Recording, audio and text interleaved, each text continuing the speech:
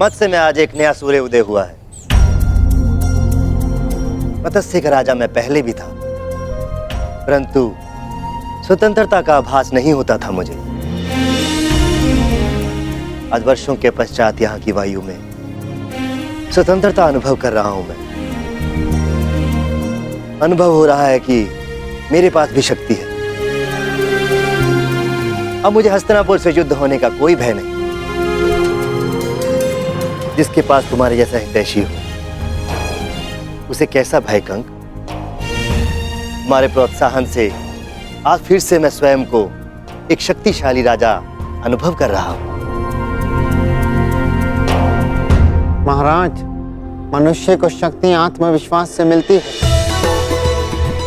यदि आत्मविश्वास है तो मनुष्य स्वयं की और अपनों की रक्षा कर सकता है।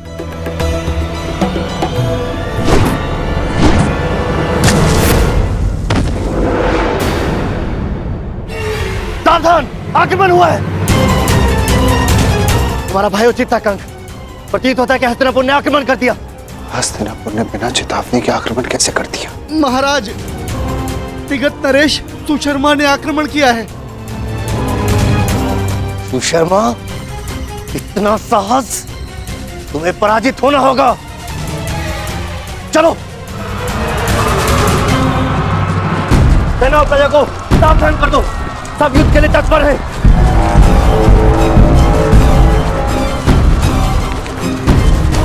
ये जानते हुए भी कि मत्स्य दुर्योधन का मित्र राज्य है, सुशर्मा ने आक्रमण का साहस किया। ये तब तक संभव नहीं जब तक उसे किसी बड़ी शक्ति का समर्थन प्राप्त न हो। इसका अर्थ ये सब दुर्योधन ने करवाया।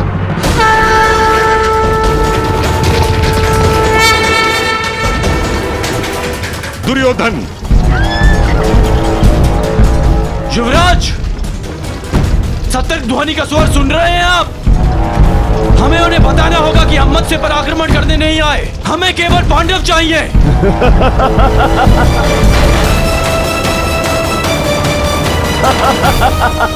मित्र, उनका सतर्क होना स्वाभाविक है, क्योंकि विराट पर आक्रमण हो चुका है।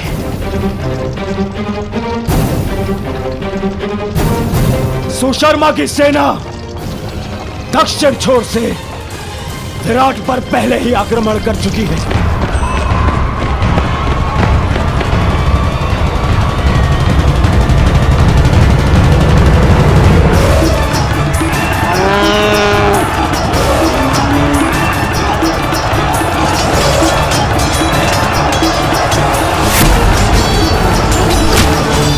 इस योजना के विषय में हमें बताना तुमने उचित नहीं समझा दुर्योधन।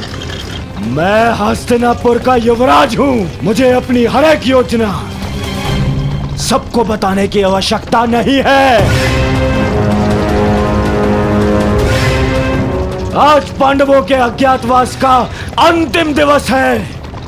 विराट नगर के दक्षिण द्वार पर सुशर्मा ने आक्रमण किया है।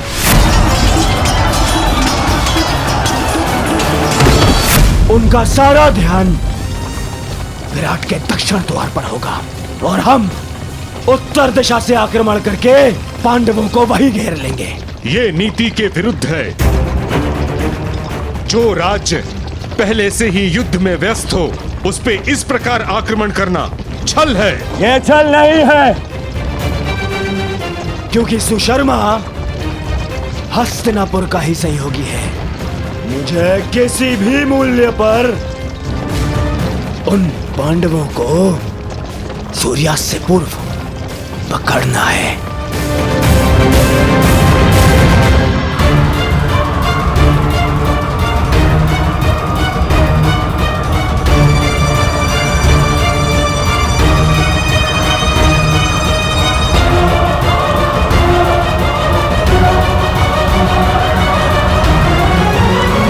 दक्षिण द्वार पर आक्रमण की सूचना सुनते ही वो पांडव उत्तर दिशा से निकलने का प्रयास करेंगे। उत्तर द्वार उस दिशा में चले। परंतु उन्हें इस बात का भान तक नहीं होगा कि उनका अज्ञातवास भंग करने के लिए हम वहां पहले से ही उपस्थित होंगे, पहले से ही।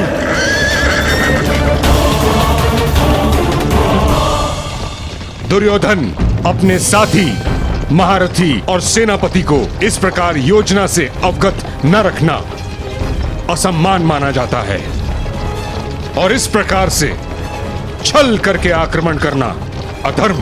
मैं आपको साथ केवल इसलिए लाया हूं पितामह, ताकि आप सब इस बात के साक्षी हो सके कि मैंने पांडवों का अज्ञातवास धर्म सम्मत भंग किया है।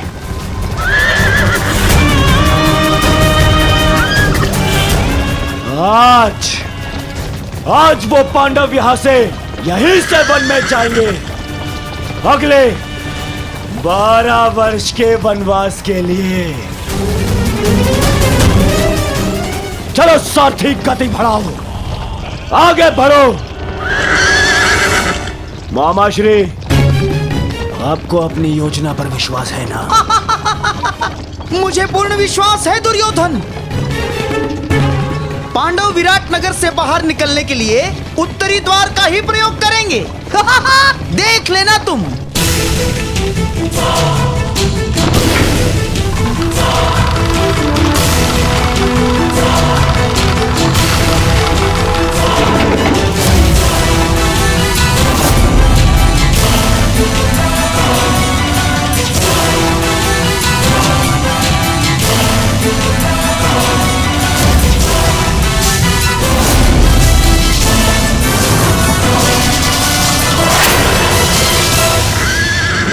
गति बढ़ाओ सारथी, आगे बढ़ो।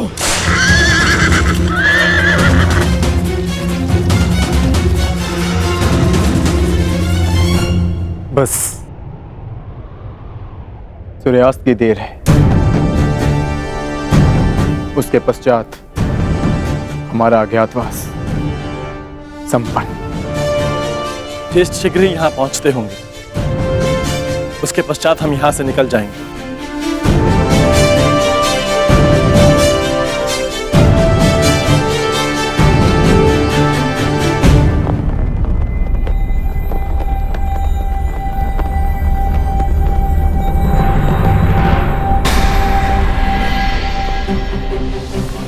मत्स्य ध्वज को हटाया जा रहा है। हमें शीघ्र ही यहाँ से प्रस्थान करना होगा। नहीं,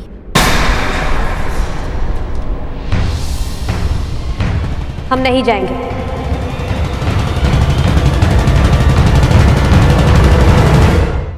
परंतु क्यों? क्योंकि जब हमें 1 वर्ष का अज्ञातवास बिताने के लिए स्थान की आवश्यकता थी, हमने यहाँ पर शरण ली, यहाँ का अन्न खाया है हमने। और आज जब विराट नगर को हमारी सहायता की आवश्यकता है, तो क्या यहाँ से जाना उचित होगा? ये क्या कह रही हो पांचाली? वही जो सत्य है, और वही जो मैं तुम सबसे कहना चाहता हूं। यदि विराट नगर में हमें छिपने का स्थान नहीं मिलता, तो अब तक हम सब पकड़े जाते और फिर से वनवास काट रहे होते। ये समय विराट राज का ऋण चुकाने का। परंतु ज्येष्ठ, उन्होंने हमें पहचान कर सहायता नहीं की थी, उन्होंने हमें काम पर रखा। तो इस नाते वो हमारे स्वामी हुए, और बिना उन्हें सूचित किए हमारा यहां से जाना भी अधर्म है। धर्म? इसी धर्म के कारण हमें द्यूत में हार मिली, इसी धर्म के कारण आपने फिर से द्यूत खेला। परंतु अब नहीं ज्येष्ठ, केवल एक बार हमारी बात मान लीजिए। पांचाली के खुले काले केशों को देखिए, उस प्रतिज्ञा का स्मरण कीजिए जो हम सबने मिलकर ली थी।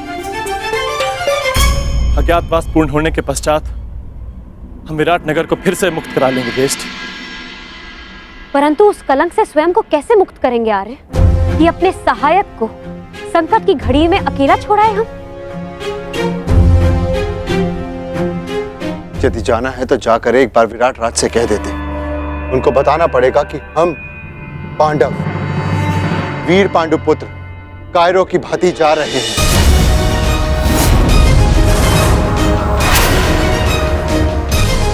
यश भ्राता श्री सही कह रहे हैं सहदेव। यही समय है, अपने शस्त्रों पर आई धूल हटा ली जाए।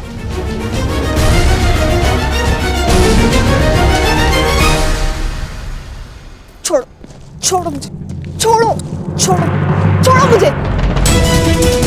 मैं यहाँ से नहीं जाऊंगी। अपने पिता, अपने नगर को छोड़ के मैं नहीं जाऊंगी। परंतु महाराज को बंधक बना लिया गया है और मेरा कर्तव्य है आपको सुरक्षित स्थान पर पहुंचाना राजकुमारी जी। और मेरा कर्तव्य अपनी जन्मभूमि, अपने नगर की रक्षा करना है। हाँ, मैं भी अपने स्वामी को छोड़कर कहीं नहीं जाऊंगी, चाहे सुशर्मा की सेना हमें बंदी क्यों ना बना ले। परंतु हम महारानी हैं, हमारे आदेश की अवहेलना नहीं होगी। देखा सहदेव, एक बालिका युद्ध के लिए प्रस्तुत है, एक महारानी अपने बलिदान के लिए तत्पर है, और हम यदि योद्धा होकर भी उनका साथ ना दे पाए तो भले ही हम इंद्रप्रस्थ पालें, परंतु कभी भी अपनी आंखों में देख पाने का साहस नहीं कर पाएंगे। आप उचित कहते हैं ज्येष्ठ। अब चाहे 12 वर्ष वनवास में और क्यों न रहना पड़े, हम यहां से नहीं जाएंगे।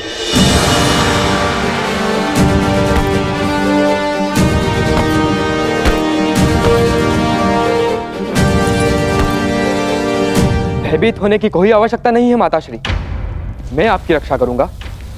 मेरे होते हुए राज्य पर कोई कुरुदृष्टि नहीं रख सकता। कहां प्रयाण की तैयारी कर रहे हैं युवराज? युद्ध के लिए। ज्ञात है ना, मेरे पिताश्री को शत्रुओं ने बंदी बना लिया है। मैं एक योद्धा हूं, मैं युद्ध करूंगा उनसे, विराट नगर का मान बचाऊंगा। क्षमा चाहती हूँ युवराज, आप अभी बालक हैं, युद्ध कैसे लड़ेंगे? क्यों? संकट के समय में राज्य की रक्षा करना तो युवराज का धर्म है। मेरे पिता मत्स्य राज अभी संकट में है, और पुत्र और युवराज होने के नाते ये मेरा कर्तव्य है। निसंदेह युवराज, ये आपका धर्म है, परंतु आपका सुरक्षित रहना भी अत्यंत आवश्यक है। और सेना की एक टुकड़ी महाराज की रक्षा के लिए भेजी जा चुकी है। सेना नहीं, योद्धा की आवश्यकता है। मैं युद्ध करूंगा उनसे। माताश्री, आप ही मुझे बताइए, क्या मेरा जाना अनुचित है? हमारे राज्य पर आक्रमण हुआ है और हम ऐसे ही बैठे रह सकते हैं? तुम उचित कह रहे हो पुत्र, परंतु महारानी की जय हो। नगर के उत्तरी छोर से भी शत्रुओं ने आक्रमण कर दिया है।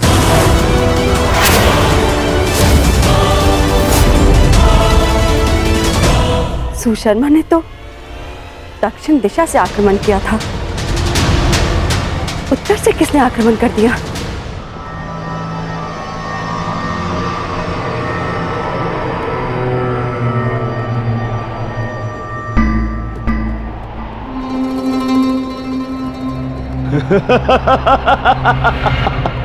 अब कहां छुपेंगे पांडव पुत्र? आज होगा पांडवों का अज्ञातवास भंग।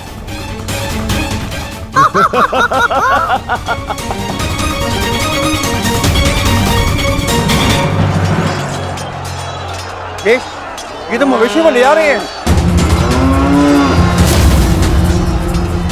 विराट की संपत्ति की रक्षा करना भी हमारा कर्तव्य है। आज्ञा दीजिए ज्येष्ठ।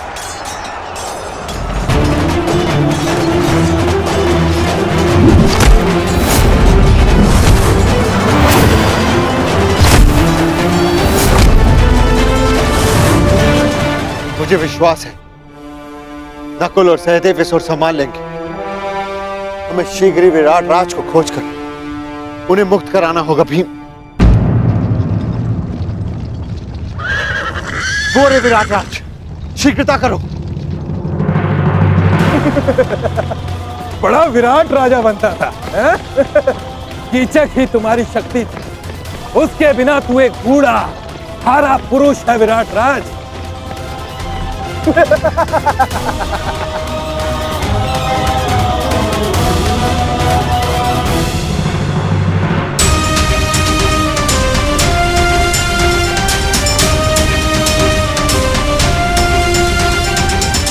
उत्तर ने अपने पिता को इस अवस्था में नहीं देखा।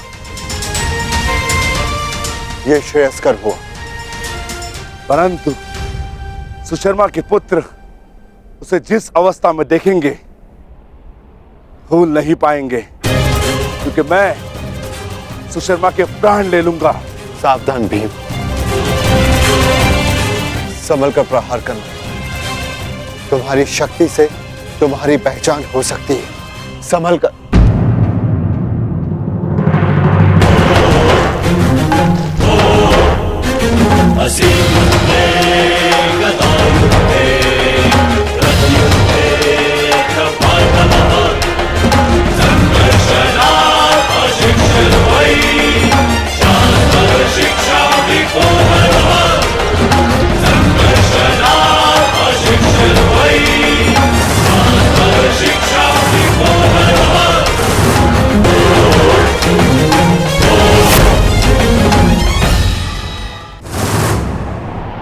सावधान सुशर्मा, मैं तुम्हें चेतावनी देता हूं कि महाराज को मुक्त कर दो, अन्यथा। कौन हो तुम? वल्लभ, महाराज का प्रमुख रसोइया। हमारे अभी इतने बुरे दिन नहीं आए कि हम एक रसोइये से युद्ध करें। वैसे अब तुम हमारे लिए भोजन बनाने का अभ्यास कर लो, क्योंकि अब हम यहाँ के नए राजा हैं। सैनिकों, बंदी बना लो इसे।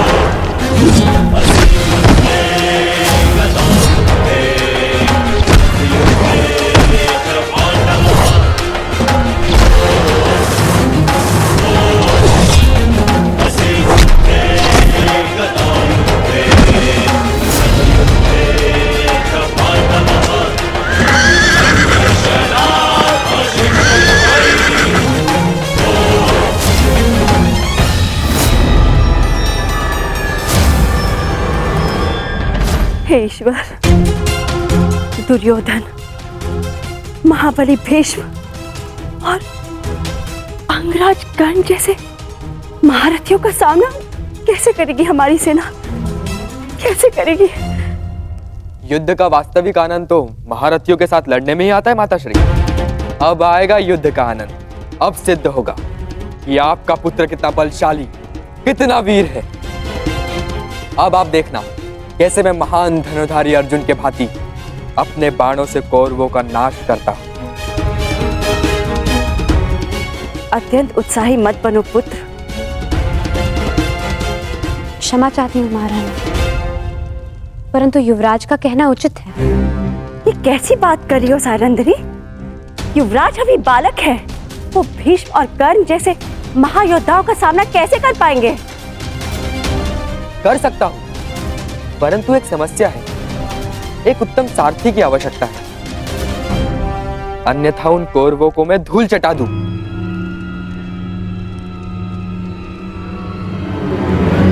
प्रतीक्षा किस बात की युवराज? आगे बढ़िए। क्या? मैं बताती हूँ महारानी। बृहनला कुमार की सारथी बनकर जाएगी। क्या? बृहनला एक किन्नर मेरी सारथी बनेगी? अरे ये नृत्यशाला नहीं, युद्ध भूमि है, युद्ध भूमि। वीणा की तार और अश्वों की रास में बहुत अंतर होता है। वहां मृत्यु तांडव करती है। सैरंद्री, तुम इतना मूर्खतापूर्ण सुझाव कैसे दे सकती हो? कुमार, आपने महान धनुर्धर अर्जुन का नाम लिया, इसी कारणवश मैंने बृहनला को आपकी सारथी बनाने का सुझाव दिया, क्योंकि एक समय पर बृहनला अर्जुन की सारथी रह चुकी है। क्या? ये अर्जुन के सारथी? विश्वास नहीं होता।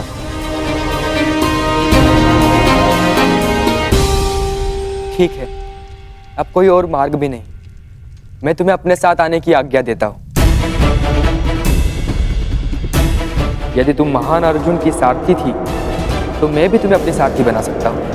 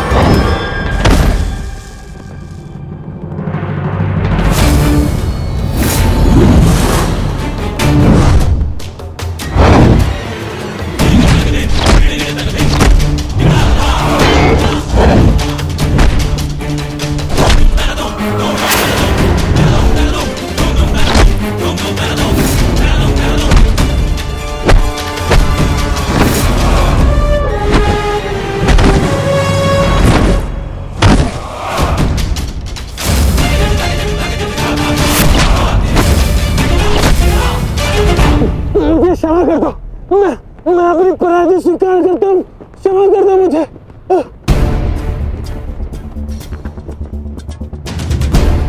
इतने भी बुरे दिन नहीं आए कि प्राणों की भीख मांग रहे एक याचक को निराश करूं। तुम महाराज के दोषी हो। तुम्हारा निर्णय वही करेंगे। क्षमा क्षमा महाराज, मैं अपनी पराजय स्वीकार करता हूँ। आदेश दीजिए महाराज, क्या करना है इस दुष्ट पापी का?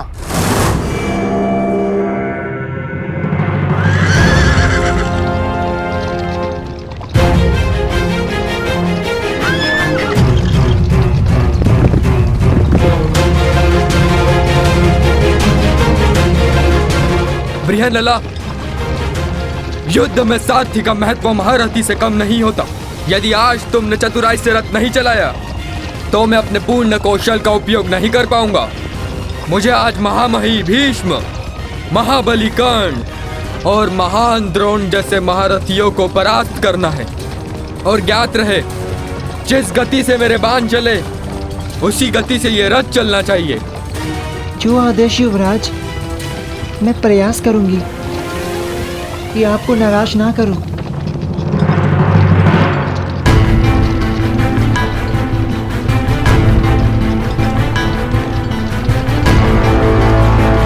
ये सामने क्या है? रथ की गति बढ़ाओ बृहनला, मुझे स्पष्ट नहीं दिख रहा है।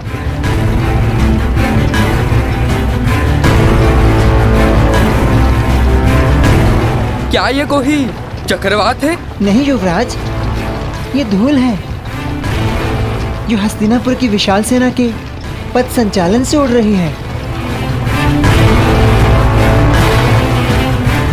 क्या? हस्तिनापुर की सेना इतनी विशाल?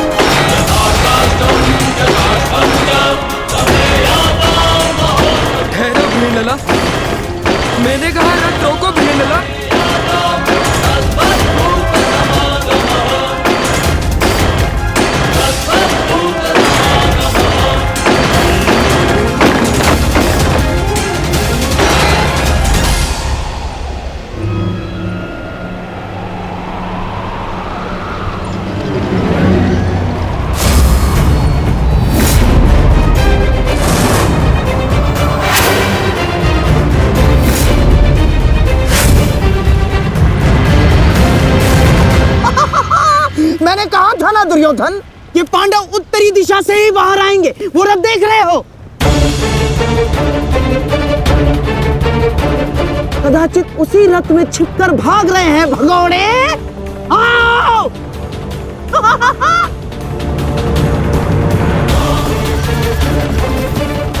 जो भी हो, ये पांडव सदा अचंभित कर ही देते हैं। हस्तिनापुर की इतनी बड़ी सेना के समक्ष केवल एक पांडव पुत्र। दुर्भाग्य, दुर्भाग्य, दुर्भाग्य। केवल अब 4 पांडव वन में जाएंगे, क्योंकि एक का आज ही अंत हो जाएगा। यही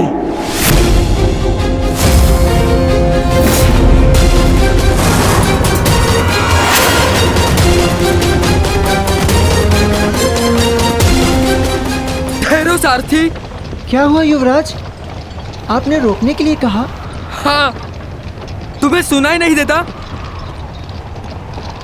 मैंने कहा रथ रोको।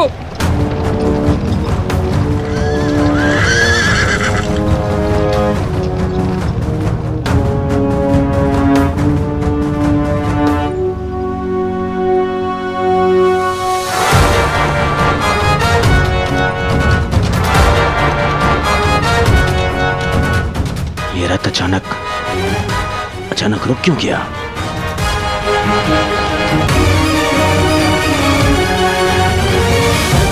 क्या हुआ युवराज? आपने रोका क्यों? शत्रु हमारी प्रतीक्षा कर रहा है। अपने बाणों का स्वाद चखने का सौभाग्य दीजिए उन्हें। तुम मूर्ख हो बृहनलाला।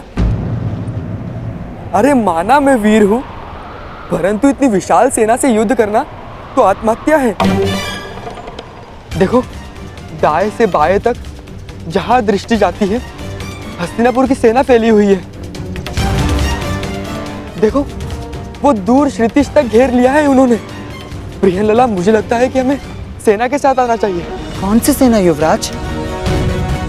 इस मत्स्य में यदि कोई महारथी शेष है तो वो केवल आप हैं। परंतु इतने महारथियों और इतनी विशाल सेना के समक्ष तो मैं पल भर भी नहीं ठहर पाऊंगा। नहीं, तुम रथ को पुनः महल ले चलो। नहीं युवराज, ऐसा सोचना भी अधर्म है।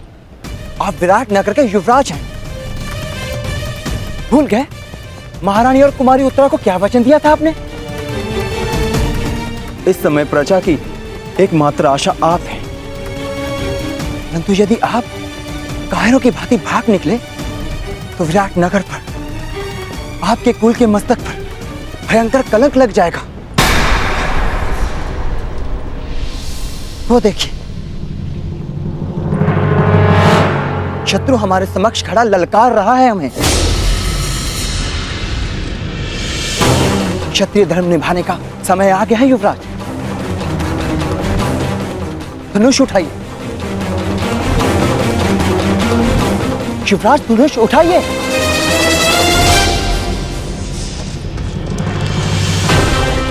युवराज रुक जाइए, कायरता मत दिखाइए। शत्रु को पीठ दिखाकर भागना एक सबसे बड़ी मूर्खता है। एक योद्धा के लिए सबसे बड़ा पाप है। पाप सह लूंगा, परंतु इस सेना के वाहन नहीं सह पाऊंगा। मुझे नहीं कहलवाना योद्धा, मुझे अपने प्राण अधिक प्रिय है। मैं तुम्हें भागने नहीं दूंगा कुमार, भागने नहीं दूंगा।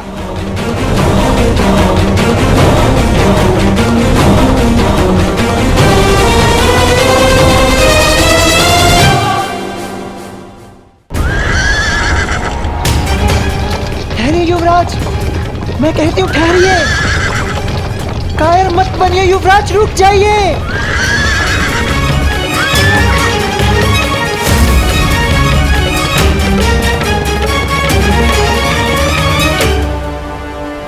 ये कैसे हो सकता है?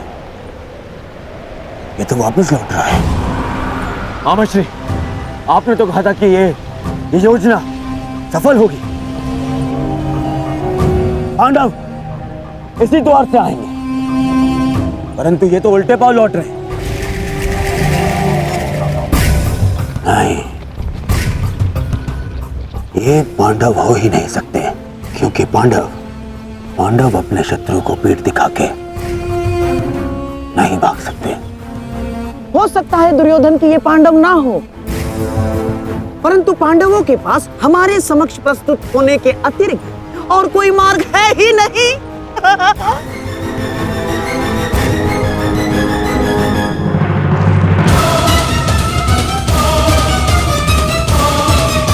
आप भाग नहीं सकते कुमार। कोई और मार्ग नहीं है बृहनलला।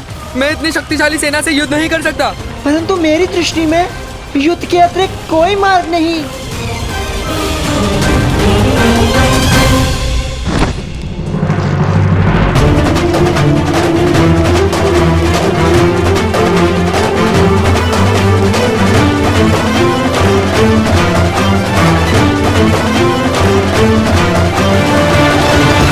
मुझे जाने दो बृहनलला।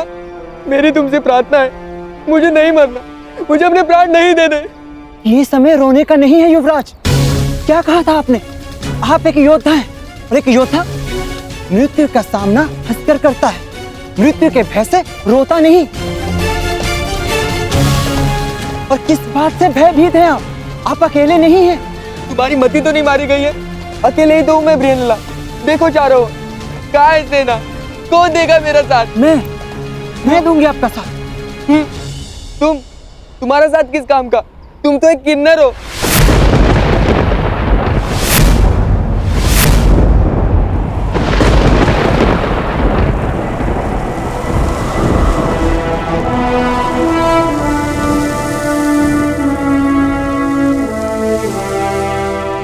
नहीं उत्तर। मैं कौंतेय अर्जुन, पशुपतधारी, ब्रह्मास्त्रधारी अर्जुन,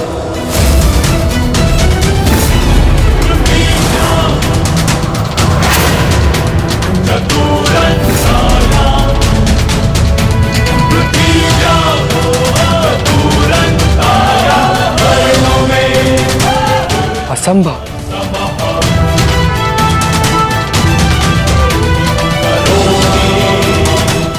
सत्य कल्पना से अधिक आश्चर्यजनक होता है कुमार।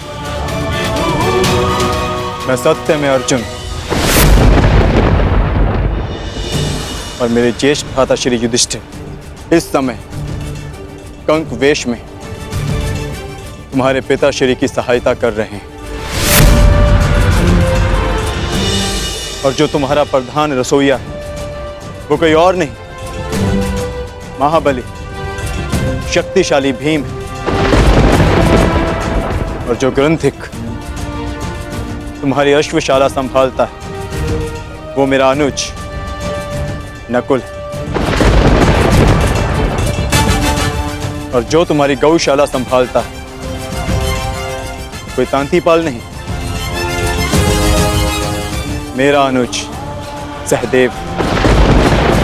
और तुम्हारी माता की दासी सैरेंद्री, स्वयं याज्ञसेन, पांचाली। हम पांचों भाई यहाँ अज्ञातवास में, परंतु इस अज्ञातवास में तुम्हें तुम्हारे साहस का ज्ञान कराना कदाचित हमारा प्रारंभ है।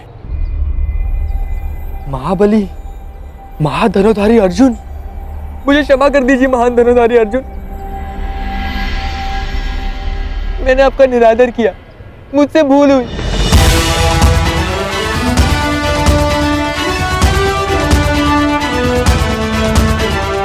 ये तुम्हारी भूल नहीं, हमारी सफलता है कि तुम हमारा वास्तविक रूप पहचान नहीं पाए। परंतु भविष्य में किसी को छोटा समझकर उसका निरादर करना सबसे बड़ी भूल होगी। मनुष्य भिक्षुक हो या राजा, सबसे पहले मनुष्य होता है। और हर मनुष्य को सम्मान पाने का अधिकार है। यह मेरा सौभाग्य है कि मुझे आपका साथ मिला। अब मेरे लिए क्या आदेश है? आदेश नहीं, निवेदन है। जिस मत्स्य ने हमें शरण दी उसका आदर बना रहे,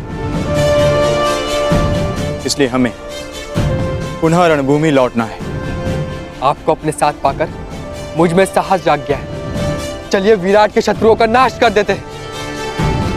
निसंदेह, परंतु महाबलियों का सामना करने के लिए हमें कुछ वस्तुओं की आवश्यकता होगी। उस वृक्ष पर लटके श्वेत वस्त्र में हमारी कुछ वस्तुएं हैं।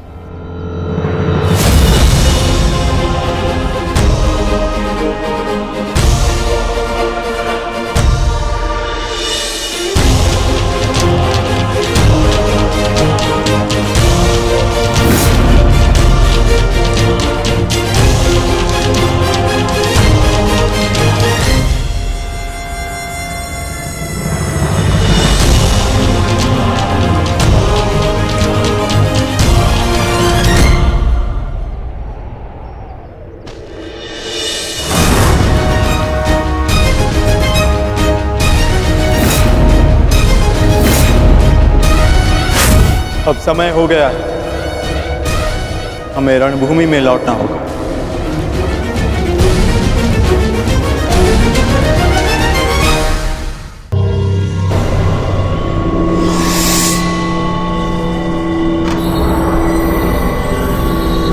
मैं और प्रतीक्षा नहीं कर सकता मामाश्री।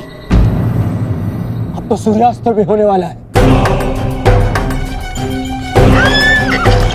एक रथ आ रहा है।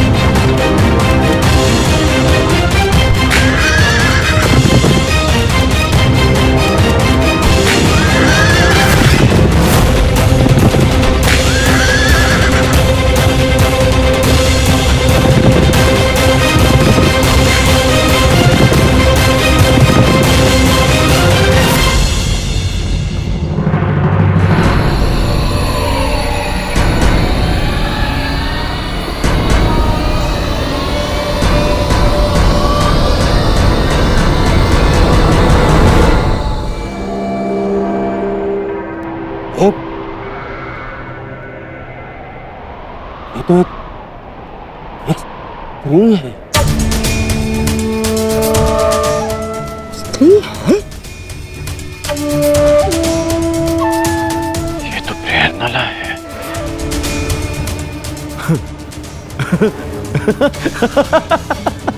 देख रहे हैं मामाश्री, विराटनगर का युवराज सारथी बना हुआ है और वो भी एक स्त्री का। ना ना ना ना ना ना ना, स्त्री का नहीं दुर्योधन, एक किन्नर का। किन्नर।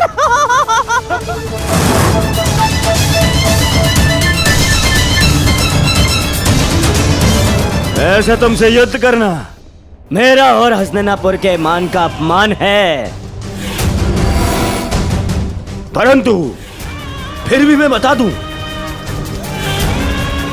कि मैं यहां विराटनगर से युद्ध करने नहीं आया। मुझे केवल पांडव चाहिए। मार्ग से हट जाओ। कदाचित भूल रहे हो युवराज, जिसके हाथ में धनुष होता है उसका परिचय उसका कौशल देता है। तुम्हारे सामने एक योद्धा खड़ा है। विराटनगर की सीमा पार करने से पूर्व तुम्हें मुझसे युद्ध करना होगा। विजय पानी होगी मुझ पे। कल्पना अच्छी है किन्नर, परंतु एक किन्नर से युद्ध करना देख वजह दुर्योधन के सम्मान के विरुद्ध है। परंतु फिर भी यदि युद्ध करने के इच्छुक ही हो तो पहले अपना परिचय दो। कौन तुम? ब्रहनिल्ला, ब्रहनिल्ला नाम है मेरा।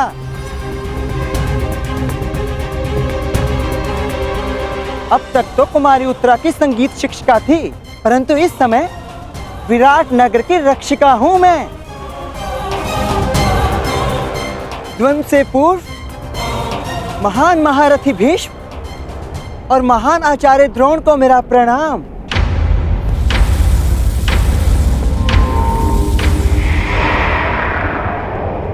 हो सकता है ये भेष बदले कोई पांडव ही हो।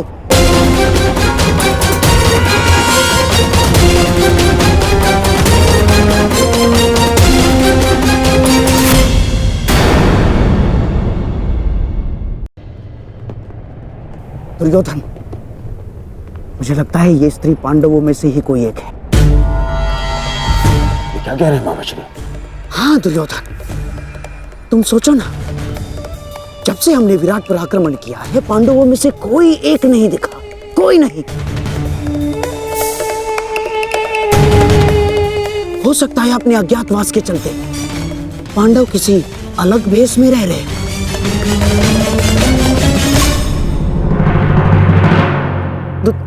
दुर्योधन, मुझे पूर्ण विश्वास है कि ये पांडवों में से ही कोई एक है। तुम मेरी बात मानो, ये वही है। यदि तुम किसी भी प्रकार इससे ये उगलवा सको तो पांडवों का अज्ञातवास भंग समझो। दुर्योधन, दुर्योधन, यदि हमने ये सिद्ध कर दिया कि ये पांडवों में से ही कोई एक है और स्त्री बनकर हमारे साथ छल कर रहा है, तो हम पुनः पांडवों को 13 वर्ष के लिए वनवास भेज देंगे।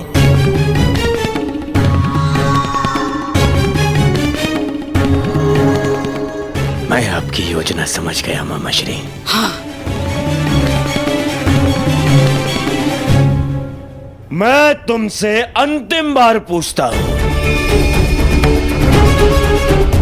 क्या तुम मेरी सेना से युद्ध करने के लिए तत्पर हो? रथ पर बैठकर धनुष हाथ में लेकर निश्चित रूप से संधि तो नहीं करने आई मैं हस्तिनापुर से।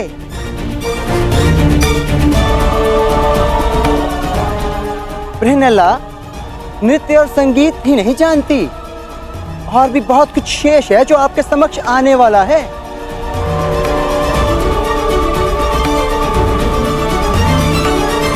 देवी, हम पहले ही बता चुके हैं, हम यहाँ युद्ध के लिए नहीं, केवल पांडवों के लिए आए हैं। हमें विराट में प्रवेश करने की अनुमति दें।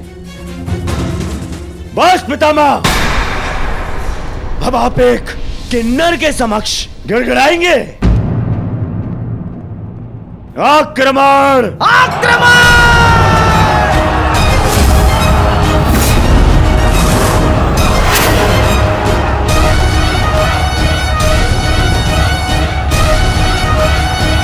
मैं अंतिम चेतावनी देती हूँ, विराट नगर की सीमा से दूर चले जाओ, अन्यथा मुझे अस्त्र चलाने होंगे।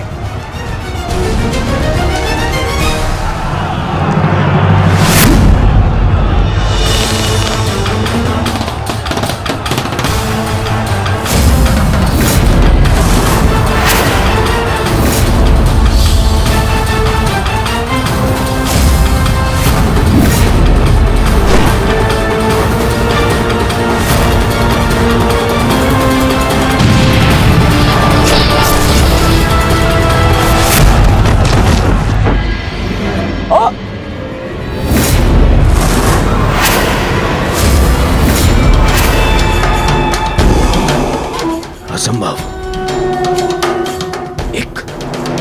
एक स्त्री ऐसा नहीं कर सकती। और ऐसा धनुर्कौशल अब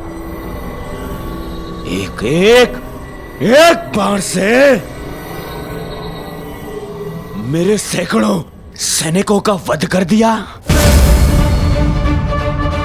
वध नहीं किया युवराज, इन्हें केवल निष्क्रिय किया है। एक ही बाण से इतने सैनिकों पर ऐसा प्रहार करना कि उनके प्राण न जाएं, ये केवल गहन साधना और वर्षों के परिश्रम से ही संभव है।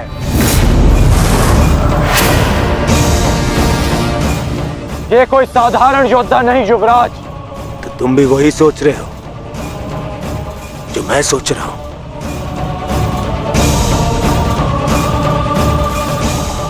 इसका कौशल तो यही संकेत कर रहा है, परंतु कैसे? ये तो एक किन्नर है। यदि ये वही है जो हम सोच रहे हैं, तो मेरा मंतव्य और तुम्हारा लक्ष्य आज एक साथ पूर्ण होंगे। बहुत गर्व है ना अपनी सैन्य शक्ति पर दुर्योधन, परंतु इन निर्दोष सैनिकों के प्राण क्यों गंवा रहे हो?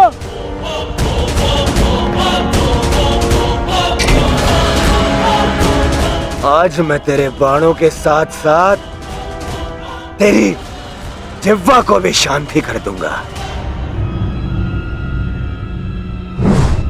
आगे बढ़।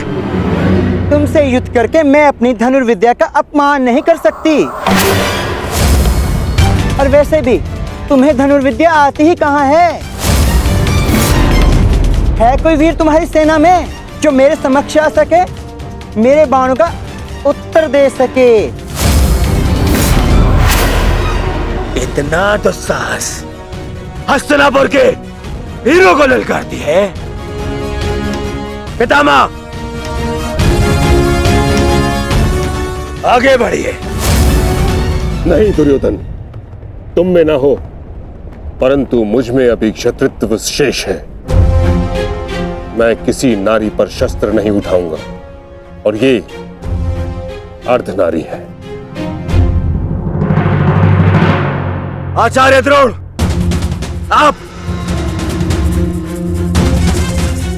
आप इस किन्नर को इसकी भूल का आभास कराइए। आप आगे बढ़िए। चलो सारथी।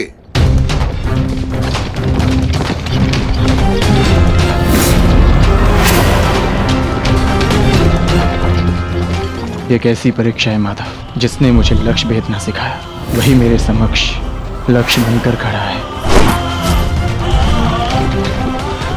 विश्व का श्रेष्ठ धनुर्धर बनने की क्षमता है तुम में।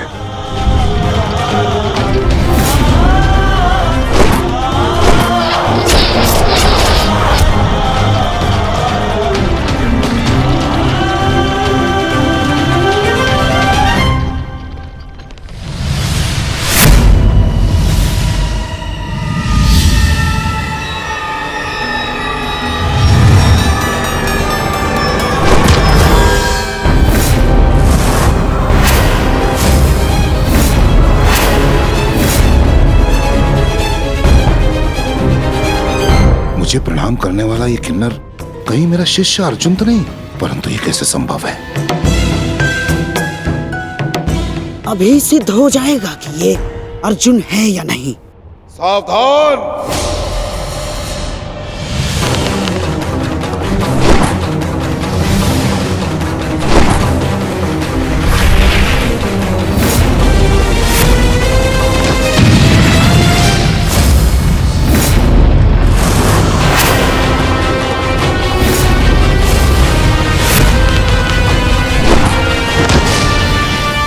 आचार्य,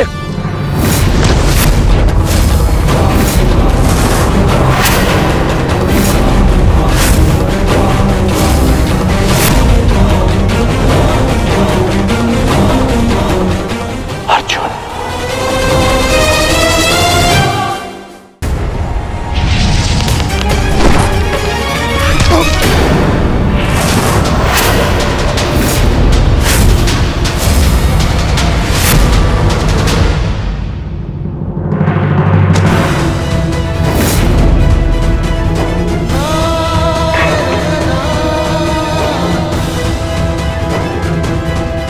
सारथी, आचार्य का रथ लौटा लाओ।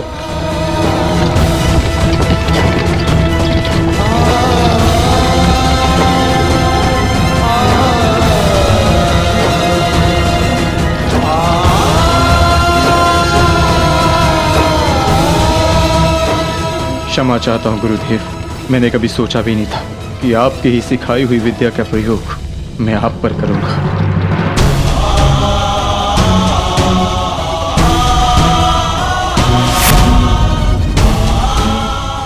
अर्जुन, तुम ऐसी मूर्खता क्यों कर रहे हो? अज्ञातवास पूर्ण होने में कुछ ही समय शेष है, फिर क्यों तुम रणभूमि में उतर आए? मैं माता कुंती को दिया वचन नहीं टूटने दे सकता।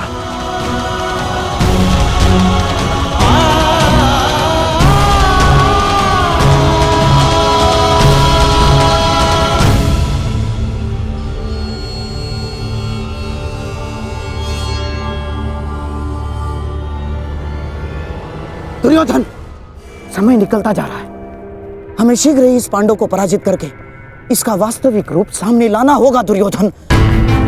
और यदि ये पांडव ना हुआ तो?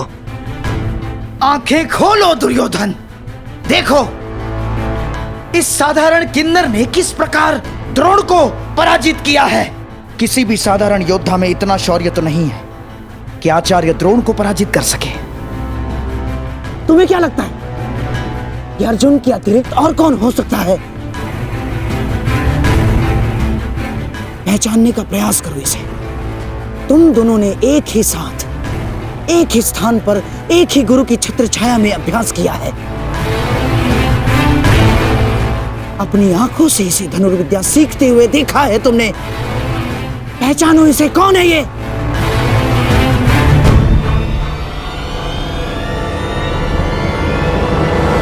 अर्जुन। हाँ दुर्योधन, अर्जुन।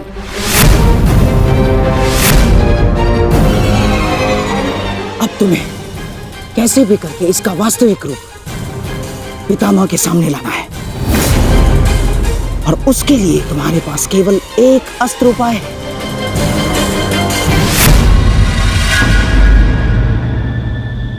कर्ण। हाँ दुर्योधन, कर्ण ही वो योद्धा है जो अर्जुन का तोड़ है। और अब समय आ गया है हमारे कर्णास्त्र के प्रयोग का।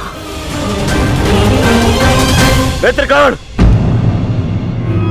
ये कोई साधारण योद्धा नहीं है।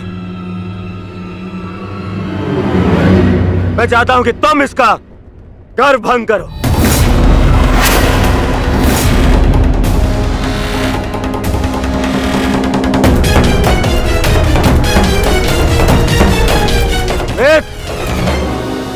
विलंब मत करो, हमारे पास में समय कम है। देखो सूर्यास्त होने वाला है।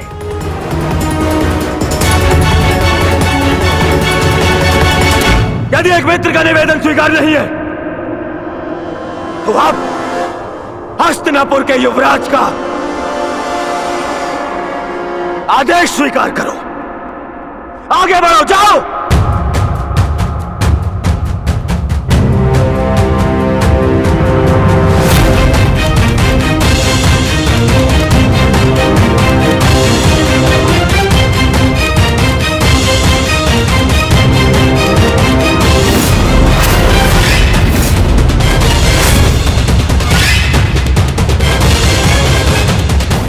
अब आएगा युद्ध का आनंद। आज पूर्ण होगा वो अधूरा द्वंद्व।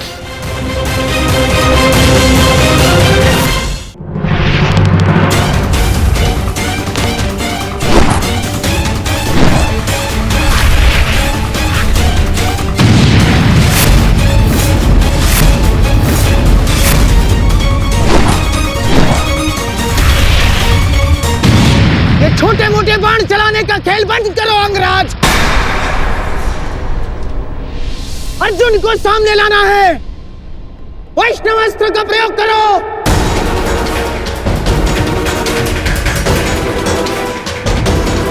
मैं वैष्णवास्त्र व्यक्त नहीं कर सकता। समझते क्यों नहीं हो अंगराज? इस धरती पर केवल एक ही महायोद्धा है जिसके पास पशुपतास्त्र है, और वो है अर्जुन। और यदि इसने पशुपतास्त्र का आह्वान किया तो इसका अज्ञातवास तो भंग हो जाएगा, और पशुपतास्त्र तभी सामने आएगा अंगराज जब उसके समक्ष महाशक्तिशाली वैष्णवास्त्र का प्रयोग होगा।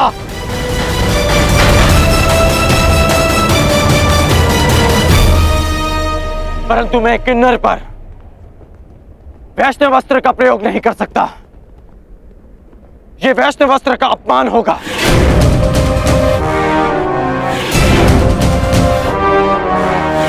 और वैसे भी ये अस्त्र बहुत शक्तिशाली है। तो हमारे सामने खड़ा योद्धा कौन सा कम है अंगराज? देखा नहीं, बात ही बात में उसने हमारे सैनिकों को कैसे धूल चटा दी। और तुम्हारा युद्ध कौशल हम कई बार देख चुके हैं, परंतु अब कौशल इसी में है कि समय बचा लिया जाए। समझे तुम? मैं मामा श्री की बात से सहमत हूं कर्ण। वैष्णव अस्त्र का प्रयोग करो कर्ण, बंद करो इसका।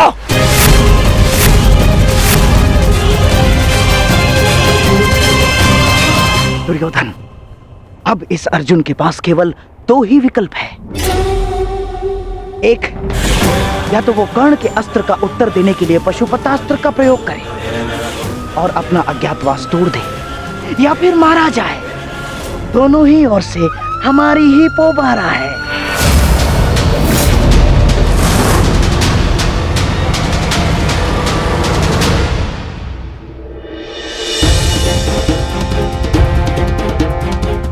बस कुछ क्षण और, सूर्यास्त होने के साथ साथ यह अज्ञातवास त्यास हो जाएगा। बस एक ही भय, हिरण्यला के अर्जुन होने का भेद ना खुल जाए। ज्येष्ठ, विराटनगर अब सुशर्मा से सुरक्षित है। हम अपना कर्तव्य पूर्ण कर चुके हैं। हमें शीघ्र ही अर्जुन की सहायता के लिए रणभूमि में जाना चाहिए। नहीं भी, हिरण्यला के रूप में वो भले ही अर्जुन को ना पहचान पाए। यदि हम पांचों एक साथ गए तो अज्ञातवास निश्चित रूप में भंग हो जाएगा। तो क्या हम अनुज अर्जुन को निस्सहाय छोड़ दें? आर्य अर्जुन निस्सहाय नहीं है आर्य भीम, वो तो पशुपातास्त्रधारी है और अभी तक उनकी ओर से कोई सूचना भी नहीं आई। इसका अर्थ तो यही है कि इन्होंने कौरवों को अभी तक उलझा के रखा है। मेरा अनुज अर्जुन वीर है, परंतु वो अकेला आचार्य द्रोण, पितामह भीष्म और कर्ण के बल का सामना कैसे करेगा? वहां शकुनी का छल भी होगा। संशय में मत रहिए ज्येष्ठ, अर्जुन को हमारी आवश्यकता है।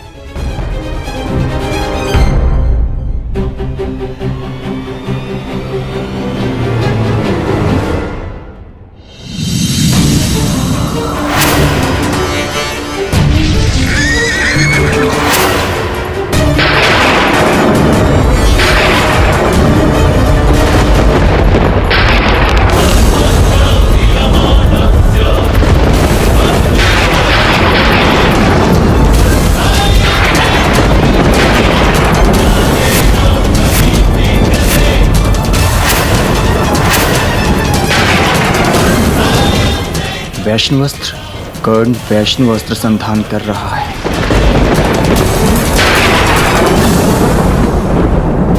ये पशुपतास्त्र हर दिव्यास्त्र का उत्तर है अर्जुन। वैष्णवास्त्र हो या ब्रह्मास्त्र, पशुपतास्त्र सबको निस्तेज कर देगा।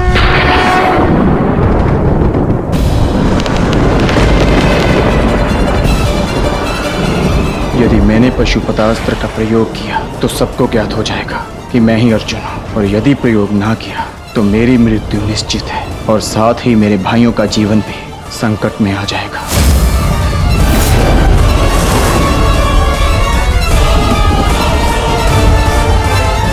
12 वर्ष का वनवास और सही, परंतु मैं अपने भाइयों और पांचाली को निर्बल नहीं होने